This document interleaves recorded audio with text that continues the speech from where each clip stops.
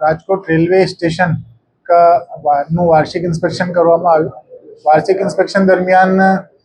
દરેક વર્ટિકલ જે અમારા હોય એમાં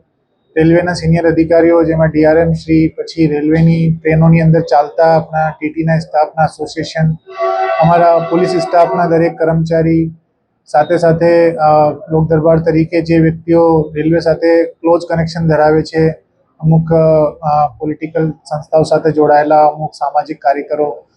બાકીના બધા સાથે સંવાદ કરવામાં આવ્યું અને દરેક બાબતથી ફીડબેકના આધારે આખા વર્ષ દરમિયાન પોલીસે જે કામગીરી કરી હોય એમાં કોઈ કમી બેસી રહી ગઈ હોય તો એની બાબતમાં કરેક્ટિવ મેજર્સ લેવાના અને એમના ફીડબેકના આધારે ઓર કામગીરીમાં સુધારો થાય એવા પ્રયાસો પણ હાથ ધરવાના। સાથે સાથે અમારા રેકોર્ડ મેનેજમેન્ટની દ્રષ્ટિએ એક વર્ષની અંદર જે કંઈ કામગીરી થઈ હોય એનું પણ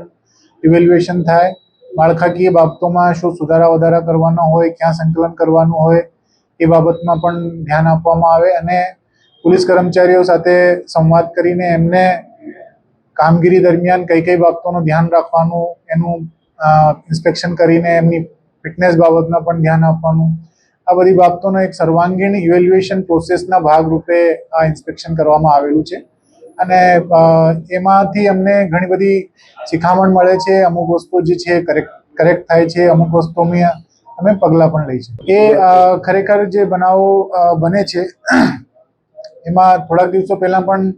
આપણે જોયું છે, બોટાદ જિલ્લાની હદમાં કુંડલી રેલવે સ્ટેશન છે, ત્યાં એક બનાવ એવું બનેલું હતું અને સારી એવી કામગીરીના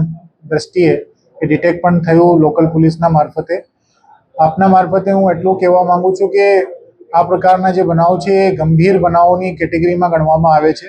તેમાં રાષ્ટ્રીય સંપત્તિને નુકસાન પહોંચાડવાના ગંભીર ગુનાઓની કેટેગરીમાં ગણવાથી જે વ્યક્તિઓ આવા કાર્યોમાં સંડોવાય એ લોકોને બહુ આકરી સજા કરવામાં આવે છે। એવા કોઈ પણ પ્રયાસો